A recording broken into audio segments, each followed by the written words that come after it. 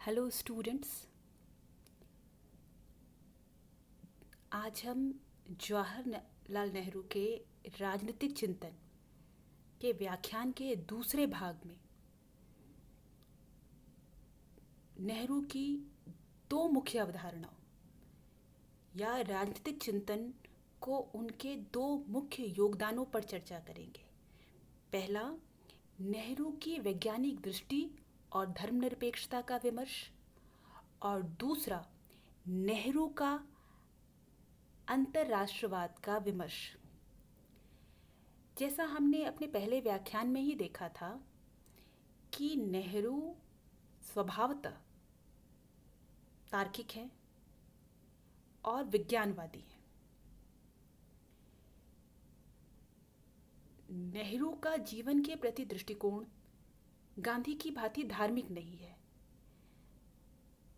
धर्म वो दूसरा बिंदु है जहां पर नेहरू और गांधी के विचार एक दूसरे से भिन्न हैं। जहां गांधी सामाजिक जीवन के परिष्करण के लिए धर्म को केंद्रीय तत्व मानते हैं, वहां नेहरू अपने मानवतावाद का आधार विज्ञान पर खड़ा करते हैं। नेहरू बहुत स्पष्ट रूप से कहते हैं, मानवतावाद और विज्ञान एक दूसरे के पूरक हैं। गांधी के लिए मानवतावाद का केंद्रीय तत्व धर्म हो सकता है, वही मानवीय प्रवृत्ति का सृजन कर सकता है। नेहरू उस बात को स्वीकार नहीं करते। हालांकि नेहरू को धर्म विरोधी कहना उचित नहीं होगा। वे न तो पूर्ण रूप से नास्तिक ही हैं, न पूर्ण आध्यात्मिकवादी और न पूर्ण भौतिकवादी। किंतु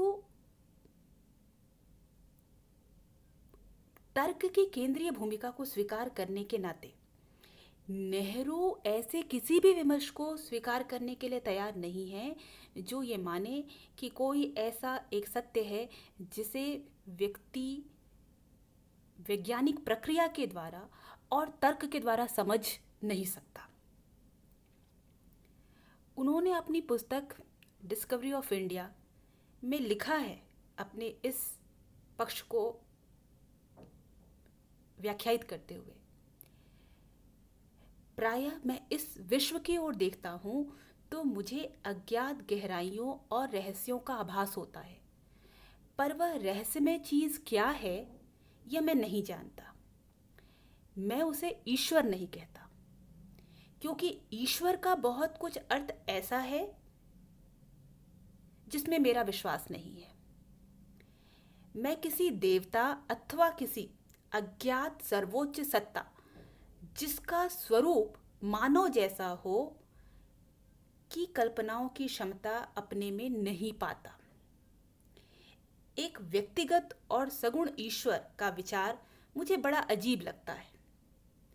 बौद्धिक दृष्टि से मैं कुछ सीमा तक अद्वैतवादी विचारधारा का समर्थन करता हूं और वेदांत के अद्वैतवाद की ओर भी मेरा आकर्षण है, किंतु वेदांत तथा इस प्रकार के अदृश्य जगत के विषय में विचार मेरे मानव मन में भय उत्पन्न करता है। अर्थात नेहरू के चिंतन का केंद्रीय तत्व वैज्ञानिकता और तार्किकता है, और यही कारण है कि वे किसी भी ऐसे विमर्श को स्वीकार नहीं कर पाते जो तार्किकता से परे किसी जगत और वैज्ञानिक खोज से परे किसी जगत की कल्पना कर रहा हो।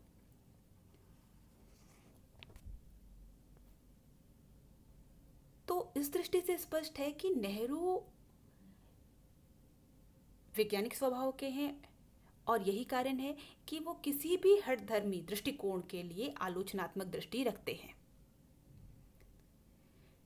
जैसा मैंने पहले भी कहा कि नेहरू को धर्म विरोधी कहना उचित नहीं होगा, पर यह स्पष्ट है कि धर्म के प्रति उनका दृष्टिकोण आलोचनात्मक है। उन्होंने व्यक्तिगत जीवन में धर्म के महत्व को स्वीकार किया, क्योंकि वे मानते हैं धर्म व्यक्ति को कि आंतरिक आवश्यकताओं को, मानव स्वभाव की आंतरिक आवश्यकताओं को कुछ हद तक संतुष्टि देता है। यह भी संभव है कि वह जीवन के लिए एक नैतिक और एक नीति शास्त्रीय आधार प्रदान करे। वास्तव में हम ये कह सकते हैं कि नेहरू को धर्म के वैज्ञानिक और स्वस्थ दृष्टिकोण से कोई बैर नहीं था, किंतु वे संगठित धर्म की अवधारणा के विरुद्ध थे। उनके जीवन दर्शन में अंधविश्वास, कट्टरता, कर्मकांड के लिए कोई स्थान नहीं था। नेहरू ने स्पष्ट शब्दों में कहा, मैं कोई धार्मिक व्यक्ति नहीं हूं, परंतु मैं किसी वस्तु में विश्वास अवश्य करता हूं। आप उसे धर्म कह सकते हैं या जो चाहे सो कह सकते हैं, जो मनुष्य को उसके सामान्य स्तर से ऊंचा उठाती है और मनुष्य के व्यक्तित्व को आध्यात्मिक गुण तथा नैतिक गहराई का नवीन प्रमाण प्रदान करती है। अब जो भी वस्तु मनुष्य को उसकी शुद्धताओं से ऊपर उठाने में सहायता देती है, चाहे वह कोई देवता हो अथवा कोई पाषाण प्रतिमा हो, वह शुभ है और उसे ठुकराया नहीं जाना चाहिए। यहाँ इतना स्पष्ट है कि नेहरू धर्म के हठ धर्मी स्वरूप के विरोधी हैं, किंतु तर्कवादी होने के नाते और वैज्ञानिक पद्धति के प्रशंसक होने के नाते नेहरू मूलतः विज्ञान को ही वो आधार मानते हैं, धर्म की स्वीकार्यता देते हैं। यदि व्यक्ति धर्म के रास्ते नैतिक मूल्यों का सृजन कर सकता है, नैतिक जीवन जी सकता है, तो नेहरू को उस पर आपत्ति नहीं है। किंतु नेहरू जब अपने धरातल पर खड़े होते हैं तो उनका मानना है बहुत स्पष्ट रूप से कि केवल विज्ञान ही वह आधार है जो मानव समाज का उत्थान कर सकता है। वे मानते हैं कि भारतीय समाज को केवल वैज्ञानिकता की प्रवृत्ति ही अतार्किक विश्वासों, अंधविश्वासों और हठ धर्मिताओं से मुक्त कर सकती है।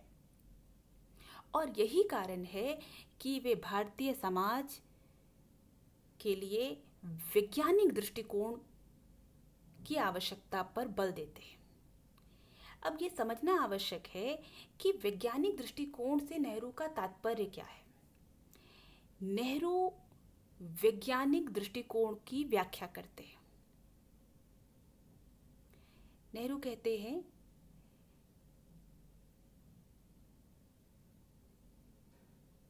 यह विज्ञान की आलोचनात्मक स्वभाव और साहसिक प्रवृत्ति है। सत्य की खोज तथा नए ज्ञान की खोज किसी भी तथ्य को या किसी भी सत्य को बिना परीक्षण के अस्वीकार करने की प्रवृत्ति,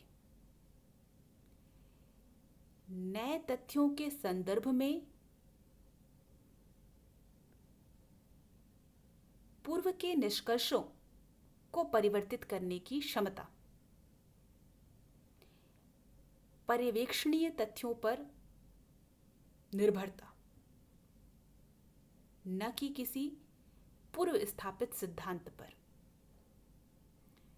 मस्तिष्क का कठोर अनुशासन, ये वे कारक हैं जो विज्ञान के प्रयोग के लिए ही आवश्यक नहीं है, बल्कि जीवन के लिए आवश्यक है और जीवन की अनेक समस्याओं के समाधान के लिए आवश्यक है। यहाँ हमें समझना पड़ेगा नेहरू क्या कहने की कोशिश कर रहे हैं। वे स्पष्ट कर रहे हैं कि वैज्ञानिक पद्धति के जितने भी गुण हैं, वे गुण कौन कौन से हैं।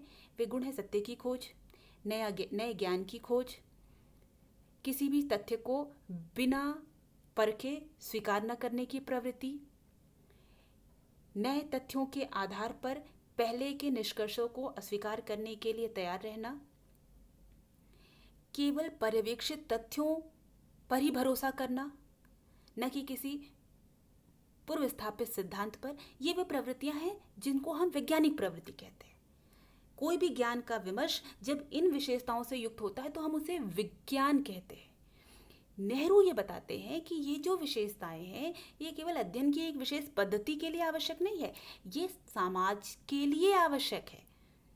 समाज को इसी दृष्टि की आवश्यकता है, ये जीवन के लिए आवश्यक है। ऐसी दृष्टि हमें समाज की अनेक समस्याओं से मुक्त कर सकती है, यही वो दृष्टि है। नेहरू बहुत स्पष्ट रूप से कहते हैं, तर्कवादी होने के नाते, विज्ञानवादी होने के नाते, कि यही वो दृष्टि है जो सत्य की खोज करने वाले समाज का निर्माण करेगी, न कि किसी हठधर्मी समाज का। यही वो प्रवृत्ति है जो ऐसे व्यक्तियों का निर्माण करेगी जो स्थापित को स्वीकार नहीं करेंगे, बल्कि जो परीक्षित है, जिसका परीक्षण किया गया है, उसे ही स्वीकार करेंगे। ये प्रवृत्ति समाज को आगे ले जाने वाली है, ऐसा नेहरू मानते हैं। इसलिए नेहरू कहते हैं समाज को वैज्ञानिक पद्धति पर ही आधारित होना चाहिए। भारतीय समाज के लिए वैज्ञानिक पद्धति क्यों बहुत महत्वपूर्ण है, उसको पुनः व्याख्यायित करते हुए नेहरू कहते हैं कि भारत को हमें एक वैज्ञानिक आधार पर खड़ा करना है। यदि हमें उसके उद्योगों का विकास करना है, यदि उसके भूमि व्यवस्था जिसकी प्रवृत्ति सामंतीय है उसको परिवर्तित करना है, यदि हमें उसकी कृषि को आधुनिक पद्धतियों के अनुरूप लाना है, तो हमें भारत को वैज्ञानिक आधार पर खड़ा करना होगा। यानी नेहरू के राष्ट्र निर्माण की परिकल्पना में विज्ञान की बहुत महत्वपूर्ण भूमिका है और वैज्ञानिक दृष्टिकोण की बहुत भूमिका है। चाहे वो अर्थव्यवस्था हो, चाहे वो सामाजिक व्यवस्था हो, चाहे राजनीतिक व्यवस्था हो, नेहरू स्पष्ट रूप से मानते हैं उसका आधार विज्ञान होना चाहिए।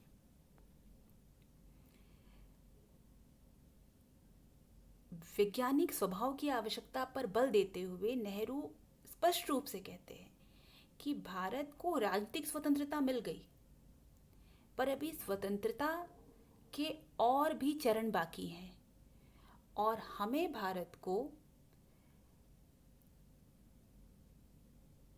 आध्यात्मिक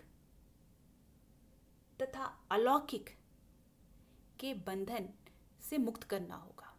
भारतीय समाज का आध्यात्मिक और अलौकिक के प्रति जो अति प्रेम है, उससे भारतीय समाज को मुक्त करना होगा।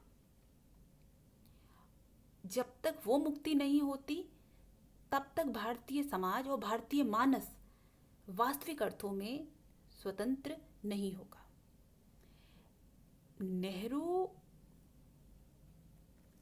कहीं भी परंपरा के विरोधी हों ऐसा कहना उचित नहीं होगा, किंतु वे परंपरा को पकड़ के रहने की प्रवृत्ति के विरोधी हैं।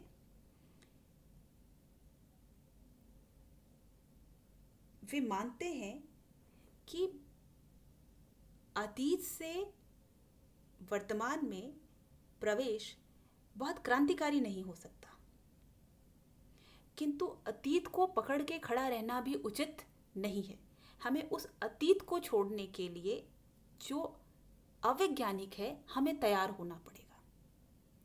हमें पूरा अतीत छोड़ने की आवश्यकता नहीं है।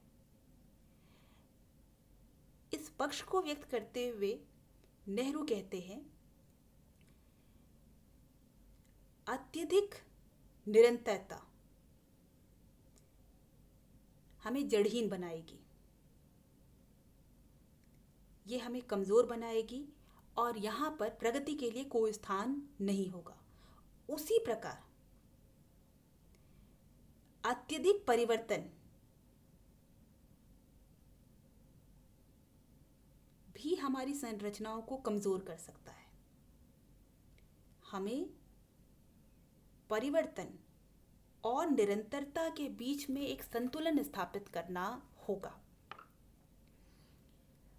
और इस संतुलन के लिए नेहरू विज्ञान को ही आधार मानते हैं। नेहरू का विज्ञान में जो प्रखर विश्वास है, उनकी जो तर्कवादी दृष्टि है, सारी मानवता के समस्या के समाधान के लिए विज्ञान को चुनने की जो प्रवृत्ति है, ये स्वाभाविक रूप से नेहरू को धर्मनिरपेक्षता के विचार की ओर लेकर जाती है। नेहरू का धर्मनिरपेक्षतावादी चिंतन वास्तव में अगर हम समझें तो उसके दो आधार दिखते हैं। एक तो वो दार्शनिक आधार जिसकी हमने अभी चर्चा की, वैज्ञानिक प्रवृत्ति, विज्ञान का चिंतन, विज्ञान का दर्शन या विज्ञान को केंद्रीय भूमिका मानने वाला दर्शन, ये नेहरू की दार्शनिक पृष्ठभूमि है। या नेहरू के धर्मनिरपेक्षता की ओर मुड़ने के लिए ये दार्शनिक कारण है। पर उसके साथ साथ ही नेहरू की धर्मनिरपेक्षता का चिंतन का एक व्यवहारिक पक्ष भी है। वो व्यवहारिक पक्ष क्या है? एक बहुधर्मी देश में धार्मिक समरसता स्थापित करने की खोज और आवश्यकता। और नेहरू को ये खोज कहाँ लेकर जाती है? धर्मनिरपेक्षता के विमर्श की ओर लेकर जाती है। तो एक ओर तो दार्शनिक जो उनका प्रशिक्षण है वैज्ञानिक चिंतन में, वो उन्हें धर्मनिरपेक्षतावादी बनाता है, और दूसरी ओर भारतीय समाज की व्यवहारिक आवश्यकताएं उन्हें धर्मनिरपेक्षता की ओर लेकर जाती है। नेहरू के धर्मनिरपेक्षता की जड़ों को उनके वैज्ञानिक दृष्टिकोण में ढूंढते हुए वीपी वर्मा ये कहते हैं कि नेहरू जैसे व्यक्ति के लिए जो कि अज्ञेयवादी, भौतिकतावादी या नास्तिक है, उसके लिए धर्मनिरपेक्षतावादी दृष्टिकोण चुनना आसान है। जवाहरलाल एक अज्ञेयवादी हैं और धार्मिक वाद विवादों में उनकी विशेष रुचि नहीं है। तो वीपी वर्मा ये समझाने की कोशिश कर रहे हैं कि नेहरू का जो विज्ञानवादी दृष्टिकोण है वो उनके धर्मनिरपेक्षता के दर्शन के लिए उत्तरदायी है। अब हम ये देखेंगे कि नेहरू के सेकुलरिज्म का या नेहरू के धर्मनिरपेक्षता का अर्थ क्या है। नेहरू आधुनिक भारत के निर्माताओं में से एक ऐसा स्वर है जिसे कहीं कोई विचारों में द्वंद्व नहीं है, जिसे पूर्णतः स्पष्ट है कि भारत सिर्फ धर्मनिरपेक्ष ही भारत हो सकता है, भावी भारत धर्मनिरपेक्ष ही होगा। वे राजनीति और धर्म को एक दूसरे के साथ सम्मिलित करने के पक्ष में नहीं थे, और इनका यह दृष्टिकोण स्वतंत्रता आंदोलन के दौर से ही था। हमने पिछले व्याख्यान में देखा था कि यद्यपि स्वशासन को अधिकार के रूप में प्रस्तुत करने का जो उग्रवादी विमर्श था वो नेहरू को आकर्षित करता है, पर राष्ट्रवाद के धार्मिक आधार का उग्रवादी विमर्श नेहरू को उग्रवादी चिंतन से दूर करता है। नेहरू स्पष्ट है कि राष्ट्रवाद का कोई धार्मिक आधार नहीं हो सकता। तो धर्म और राजनीति इन दोनों को एक दूसरे से पृथक रखने का नेहरू का विचार स्वतंत्रता के पहले से था, और वास्तव में ये दृष्टिकोण स्वतंत्रता के बाद इस दृष्टिकोण में मात्र निरंतरता नहीं रहती, बल्कि ये दृष्टिकोण और प्रखर और सशक्त होता है नेहरू के चिंतन में। नेहरू बहुत स्पष्ट रूप से मानते हैं कि भारत जैसे बहुसांस्कृतिक और बहुधर्मीय राष्ट्र के लिए स्व एकता स्थापित करने का एकमात्र तरीका धर्मनिरपेक्षता है। नेहरू ये मानते हैं कि स्वतंत्रता के साथ देश के राजनीतिक एकीकरण का उद्देश्य पूरा हो गया, पर अभी भावनात्मक एकीकरण का कार्य बचा है, जो कि राजनीतिक एकीकरण से कहीं अधिक महत्वपूर्ण है। और इस भावनात्मक एकीकरण में जो सबसे बड़ी बाधा है वो संप्रदायवादी दृष्टिकोण या संप्रदायवादी भावनाएं हैं। इन संप्रदायवादी भावनाओं को रोकने का जो सबसे सशक्त तरीका है वह सिर्फ धर्मनिरपेक्षता का विमर्श ही है। नेहरू कहते हैं राजनीतिक एकीकरण कुछ सीमा तक हो चुका है, किंतु मैं जो चाहता हूं वह उससे अधिक है। भारतीय लोगों का भावनात्मक एकीकरण जिससे हम सब मिलकर संयुक्त हो सकें और एक शक्तिशाली राष्ट्रीय इकाई बन जाए। और नेहरू को इसके लिए जो रास्ता दिखता है वह रास्ता है धर्मनिरपेक्षता का। नेहरू धर्म सापेक्ष राज्य के विरोधी हैं, स्पष्ट रूप से।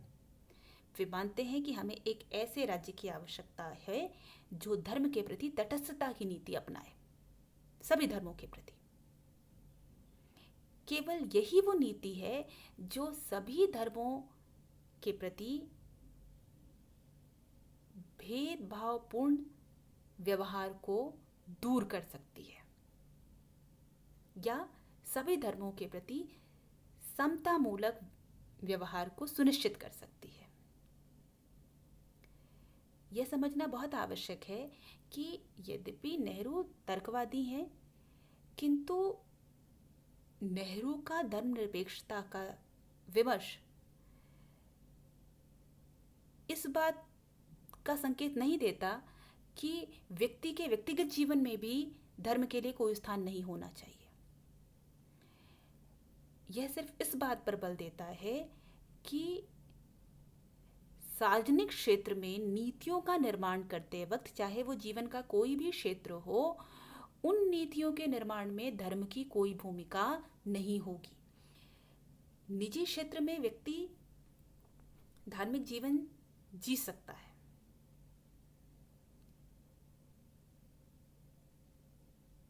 और उसमें राज्य हस्तक्षेप नहीं करेगा, किंतु जब व्यक्ति के राज्य के साथ संबंध का प्रश्न उठता है तो व्यक्ति के साथ राज्य का संबंध सिर्फ एक पहचान पर आधारित है, वो पहचान है नागरिक।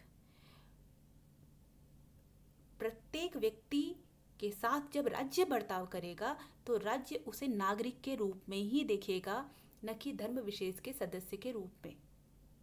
और ऐसा कर कर ही वो सबके साथ समान व्यवहार सुनिश्चित कर सकता है। तो इस प्रकार नेहरू के धर्मनिरपेक्षता की अवधारणा के मूलतः 4 पक्ष हैं या उसके 4 अर्थ निकलते हैं। पहला, धर्म को राजनीति अर्थव्यवस्था से अलग करना। दूसरा, राज्य और धर्म के संबंध को बिल्कुल अलग कर देना। तीसरा, प्रत्येक धर्म के प्रति सहिष्णुता तथा प्रत्येक धर्म के लिए पूर्ण स्वतंत्रता और सभी धर्मों को समान स्तर। यानी नेहरू के धर्मनिरपेक्षता के विमर्श में धर्म के लिए किसी प्रकार का दुराव नहीं दिखता, बस यह वह प्रयास है जिसके माध्यम से अलग अलग धार्मिक मान्यताओं वाले समुदाय भारत में रहते हुए किसी भी प्रकार के भेदभाव का अनुभव न करें। नेहरू ने अपने धर्मनिरपेक्षता की अवधारणा को स्पष्ट करते हुए लिखा है कि भारत एक धर्मनिरपेक्ष राज्य है। इसका अर्थ धर्महीनता नहीं है। इसका अर्थ सभी धर्मों के प्रति समान आदर भाव तथा सभी व्यक्तियों के लिए समान अवसर है, चाहे कोई भी व्यक्ति किसी भी धर्म का अनुयायी क्यों न हो। इसलिए हमें अपने दिमाग, अपनी संस्कृति के इस आदर्श में पहलू को सदा ध्यान में रखना चाहिए, जिसका आज के भारत में सबसे अधिक महत्व है। वे पुनः धर्मनिरपेक्षता की आवश्यकता पर बल देते हुए और किसी भी सांप्रदायिक दृष्टिकोण को अस्वीकार करते हुए कहते हैं, हम देश में किसी भी प्रकार की सांप्रदायिकता सहन नहीं करेंगे। हम एक ऐसे स्वतंत्र धर्मनिरपेक्ष राज्य का निर्माण कर रहे हैं जिसमें प्रत्येक धर्म तथा मत को पूरी स्वतंत्रता तथा समान आदर भाव प्राप्त होगा और प्रत्येक नागरिक को समान स्वतंत्रता तथा समान अवसर की सुविधा प्राप्त होगी। इस प्रकार हम ये देखते हैं कि नेहरू के धर्मनिरपेक्षता का जो दृष्टिकोण है उसे धर्म विरोधी कहना अनुचित होगा। उसकी जो मूल प्रेरणा है वो सभी धर्मों के बीच समानता का और समान सम्मान का संबंध स्थापित करने की है। अब हम नेहरू के सबसे विशिष्ट योगदान को देखेंगे जो अंतर्राष्ट्रवाद के संदर्भ में आता है।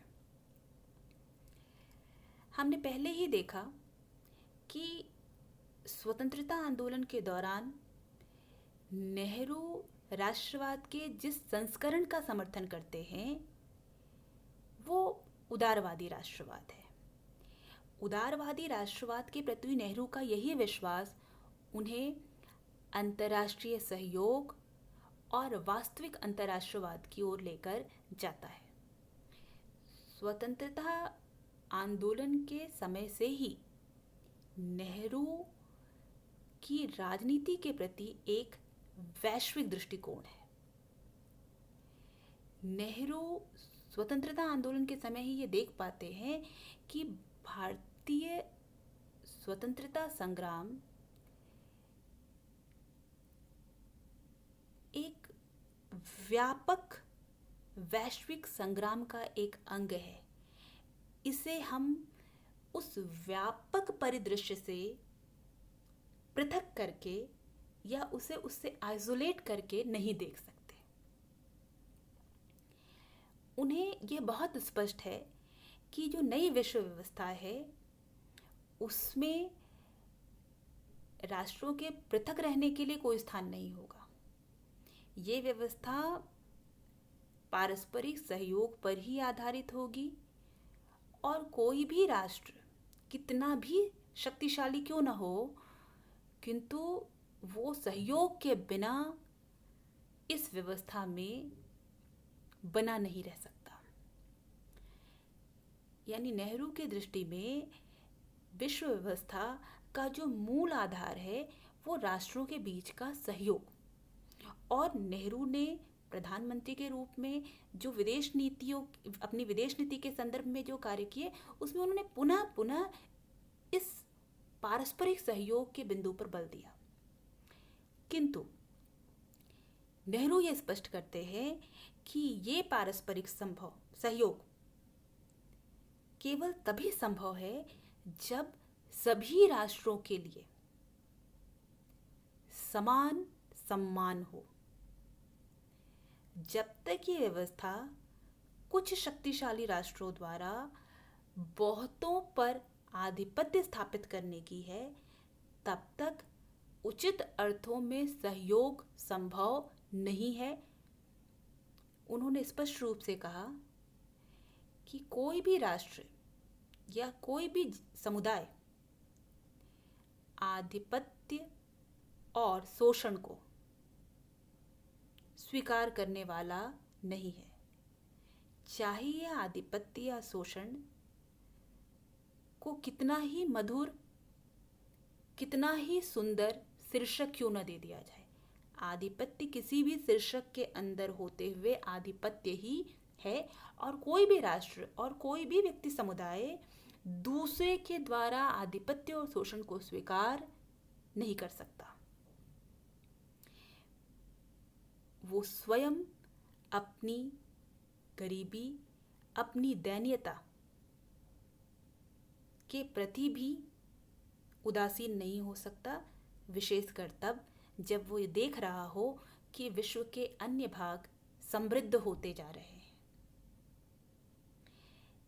यह सब तभी तक संभव था जब तक राष्ट्र इस बात से अनभिज्ञ थे कि विश्व पटल पर क्या हो रहा है। ये एक नया दौर है जिसमें राष्ट्रों के बीच में ये चेतना है, और ये चेतना ये स्पष्ट करती है कि कोई राष्ट्र किसी और राष्ट्र के अधीनता में, चाहे वो प्रत्यक्ष हो या परोक्ष हो, नहीं रह सकता। अब राष्ट्र जागृत हो चुके हैं। तो इस प्रकार नेहरू का जो अंतर्राष्ट्रवाद है उसमें एक बहुत गहरी खोज है, बहुत गहरी इच्छा है एक ऐसे विश्व व्यवस्था की जो न्याय पर आधारित हो। नेहरू ने अंतर्राष्ट्रीय असंतुलन पर बड़े कठोर शब्दों में अपने विचार व्यक्त किए, और उनका यही प्रखर स्वर उन्हें जो अफ्रीका और एशिया के विकासशील राष्ट्र हैं उनके हितों के रक्षक के रूप में खड़ा करता है। और नेहरू ने अपनी इस भूमिका को भली भांति निभाया। उस भूमिका को लेकर कई बार आलोचना हुई, पर नेहरू ने अपनी इस भूमिका को भली भांति निभाने का प्रयास किया। नेहरू वो व्यक्तित्व हैं जो अपने चिंतन के माध्यम से अफ्रीका और एशिया के विकासशील राष्ट्रों के स्वर को प्रस्तुत करते हैं शक्तिशाली पश्चिम के सामने। नेहरू कहते हैं, एशिया और अफ्रीका के लाखों देश अपने बारे में चैतन्य हो चुके हैं और अपनी भाग्य के, अपने भविष्य के बारे में भी।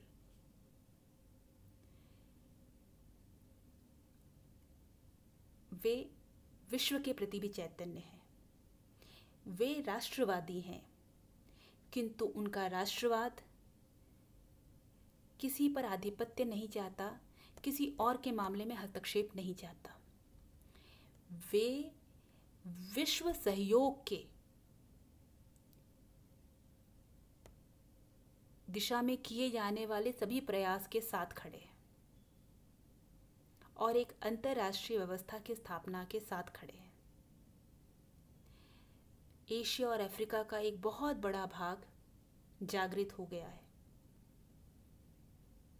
और अब वो वर्तमान परिस्थितियों को सहने के लिए तैयार नहीं है।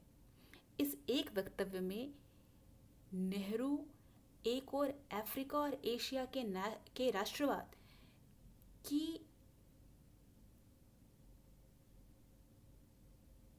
सहयोगी दृष्टि को अभिव्यक्त करते हैं, पर दूसरी ओर ये भी स्पष्ट करते हैं ये सहयोग कोई भी राष्ट्र अपने सम्मान के बल पर या सम्मान के मूल्य पर नहीं करेगा। ये नई विश्व व्यवस्था सिर्फ एक ही सिद्धांत पर आधारित हो सकती है, सभी राष्ट्र का समान सम्मान और उसकी परिणति पारस्परिक सहयोग में होगी। नेहरू की निर्गुणता की नीति इसी पारस्परिक सहयोग, सम्मान और आधिपत्य के विरोध के फलस्वरूप उत्पन्न होती है। हम सभी जानते हैं शीत युद्ध के दौर में पूरा विश्व दो गुटों में बटा हुआ है। एक यूएसए या अमेरिकी नेतृत्व में काम करने वाला गुट और दूसरा सोवियत संघ के नेतृत्व में काम करने वाला गुट। और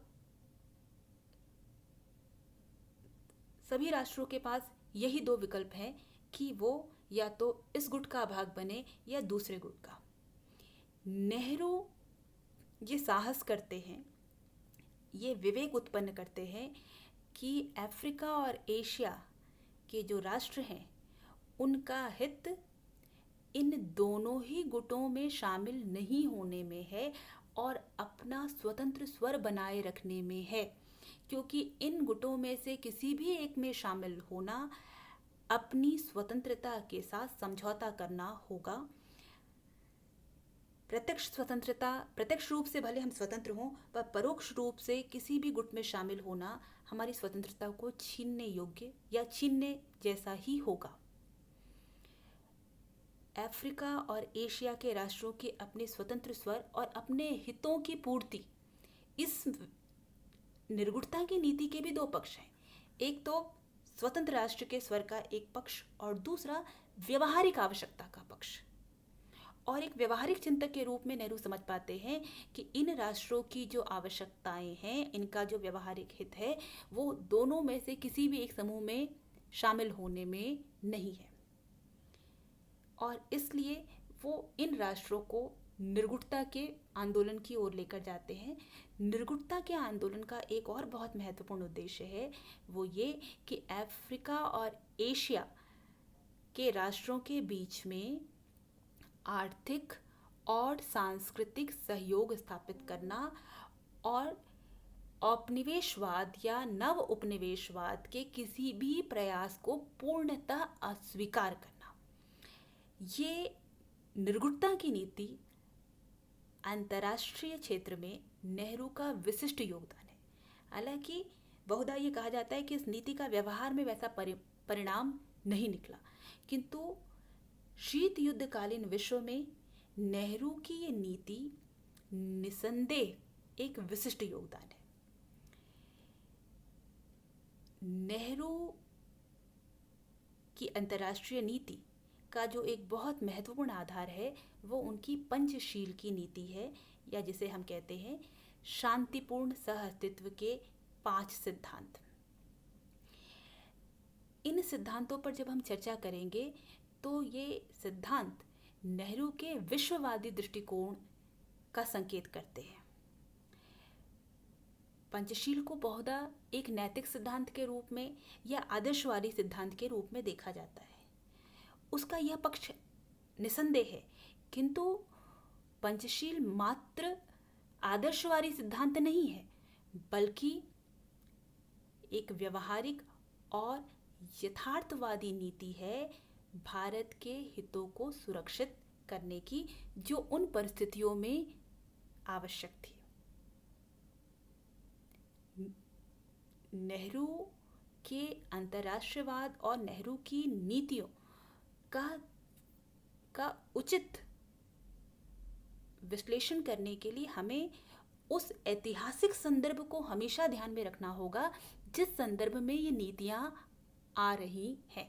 उनसे अलग करके यदि हम उनको देखने का प्रयास करेंगे तो संभवतः उनको देखने में कि हमारी दृष्टि में कई सारी त्रुटियां हो सकती हैं। पंचशील की नीति के 5 सिद्धांत जो हैं, पहला,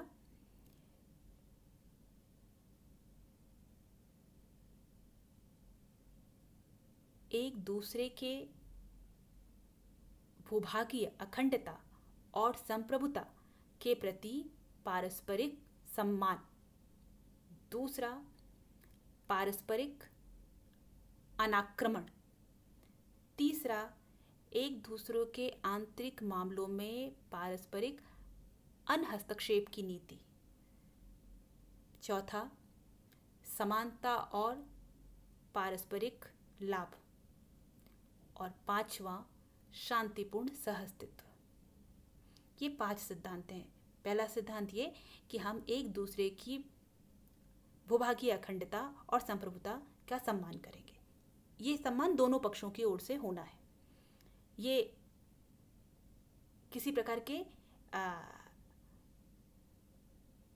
एक पक्षीय नीति की ओर संकेत नहीं करता। दूसरा, हम पारस्परिक रूप से एक दूसरे पर आक्रमण नहीं करेंगे। तीसरा, हम एक दूसरे के आंतरिक मामले में हस्तक्षेप नहीं करेंगे। और इन तीनों के आधार पर व्यवस्था कैसी होगी? समानता पर और पारस्परिक लाभ पर आधारित होगी। और हमारी नीति कैसी होगी? हम सब अपना पूर्ण विकास करना चाहते हैं, पर पूर्ण विकास के लिए नेहरू ये बार बार मानते हैं एक दूसरे को नुकसान पहुंचाना आवश्यक नहीं है। नेहरू आदर्शवादी निसंदेह दिखते हैं, क्योंकि नेहरू अंतर्राष्ट्रीय परिदृश्य में यथार्थवादी राजनीति के सिद्धांतों से परे जाकर शांतिपूर्ण सहअस्तित्व की कल्पना करते हैं। अब हम अगर नेहरू की संपूर्ण चिंतन पर एक दृष्टि डालें तो नेहरू की जो आलोचनाएं हैं, पहली आलोचना जो उनके समाजवाद के संदर्भ में, जिस पे हमने पहले भी चर्चा की है कि जो साम्यवादी चिंतक हैं वे नेहरू के द्वारा क्रांतिकारी समाजवाद को स्वीकार न करने की वजह से नेहरू की आलोचना करते हैं। वो कहते हैं नेहरू यद्यपि कहते हैं कि वो समाजवादी हैं, पर उनका लोकतंत्र के प्रति, लोकतांत्रिक सिद्धांतों के प्रति, लोकतांत्रिक प्रक्रिया के प्रति जो गहरा विश्वास है वो अंततः लोकतंत्र को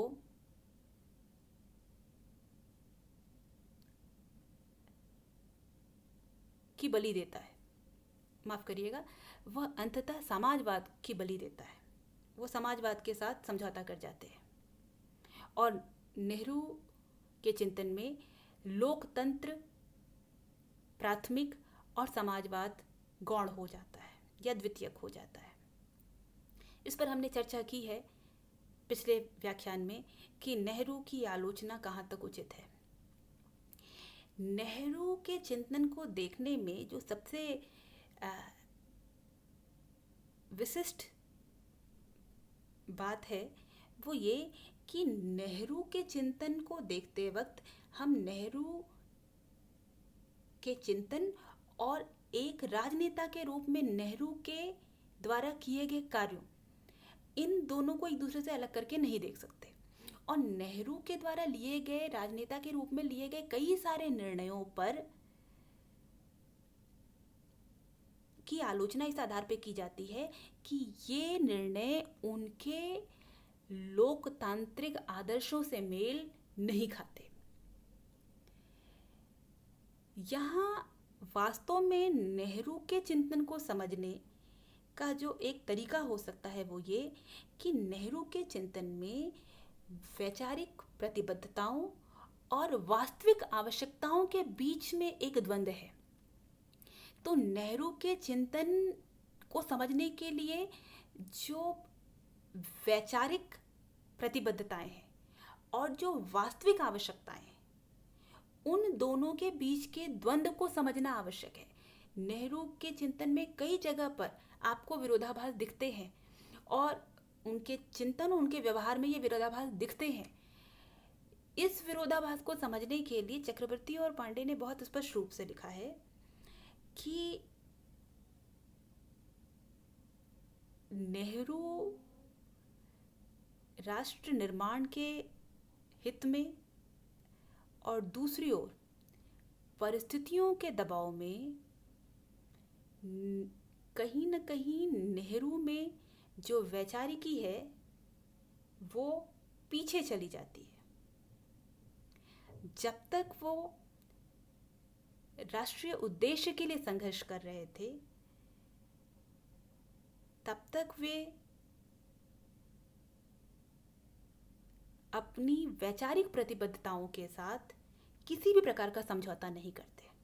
इसका उन्हें क्योंकि राजनीतिक लाभ भी मिलता है, वे अपनी वैचारिकी पे अड़े रहते हैं। पर जैसे ही शक्ति की जिम्मेदारियां उन पर आती हैं, नेहरू इस बात को समझते हैं कि यथार्थ राजनीति में वैचारिकी की तरफदारी करते रहना या उसका हामी बने रहना कितना कठिन है। और यहाँ पर नेहरू की वैचारिक मान्यताओं और कई सारे उनके व्यवहारिक निर्णयों में एक द्वंद्व आता है। इसके अलावा नेहरू के अंतर्राष्ट्रीय राजनीति के क्षेत्र में व्यक्त किए गए कई विचार और कई प्रयोग की आलोचना इस आधार पर की जाती है कि उसका उतना प्रभाव नहीं हुआ। किंतु इस बात से इनकार नहीं किया जा सकता कि नेहरू अंतर्राष्ट्रीय राजनीति में एक नई दृष्टि प्रदान करते हैं। वास्तव में अब हम नेहरू की समस्त आलोचनाओं के बावजूद अगर हम एक अंतिम वाक्य पर पहुंचना चाहें तो पहली बात तो ये है कि हम आधुनिक भारत के निर्माण में नेहरू के योगदान को न तो नज़रअंदाज कर सकते हैं और न हमें उसे नज़रअंदाज करना चाहिए। जहाँ तक चिंतक के रूप में उनके योगदान का प्रश्न है, उन्होंने कुछ बहुत महत्वपूर्ण अवधारणाएं दार्शनिक के रूप में दी। हाँ, हम ये कह सकते हैं कि नेहरू गांधी की भांति के मौलिक चिंतक नहीं है। उनका चिंतन व्यवहारिक आवश्यकताओं से अधिक निर्देशित होता है। नेहरू ने राजनेता के रूप में जो कार्य किया और उस दौर में जो उन्होंने चिंतन दिया, जिन पद्धतियों को अपनाया, उसका वर्तमान समय में एक अपनी प्रासंगिकता है। सबसे महत्वपूर्ण जो प्रासंगिकता है या सबसे महत्वपूर्ण जो एक तथ्य सीखने योग्य है या ध्यान देने योग्य है, वो ये कि नेहरू की सर्वसमावेशी नेतृत्व, यही वो प्रवृत्ति थी जिसकी वजह से नेहरू अपने विरोधियों, अपने से भिन्न मत रखने वालों, सबको संग में लेकर चल पाए। नेहरू की नेतृत्व की ये जो प्रकृति है, क्योंकि स्वतंत्रता के दौर के बाद नेहरू के मंत्रिमंडल में उनके सबसे अधिक विरोधी थे और उन सभी विरोधियों के विरोधों में सामंजस्य स्थापित करके नेहरू जो नेतृत्व का मॉडल देते हैं, वो लोकतांत्रिक राजनीति के लिए विशिष्ट योगदान है। और नेहरू की इस प्रवृत्ति का निर्माण स्वतंत्रता के आंदोलन के दौरान ही शुरू हो गया था। कांग्रेस के अंदर कांग्रेस के कई विचारों से उनकी सहमति नहीं है, वो अपने विरोध को व्यक्त करते हैं पर संबंधों को टूटने के कगार पर नहीं ले जाते। गांधी का वो सबसे अधिक सम्मान करते हैं पर गांधी के प्रखर आलोचक भी हैं, पर उस आलोचना के बावजूद वो उस खेमे में खड़े नहीं हो जाते जिन्हें हम गांधी का विरोधी कहें। तो नेहरू के चिंतन में और उनकी नेतृत्व की पद्धति में इन विरोधाभासों को समावेशित करने की जो प्रवृत्ति है, ये विशिष्ट है, जिसे ध्यान दिया जाना चाहिए। और यही वो कारण है जिसे हम उनके चिंतन का सामर्थ्य बता रहे हैं, वही उनके चिंतन की आलोचना का भी कारण बनता है, क्योंकि उन्होंने कभी बहुत अतिवादी वैचारिक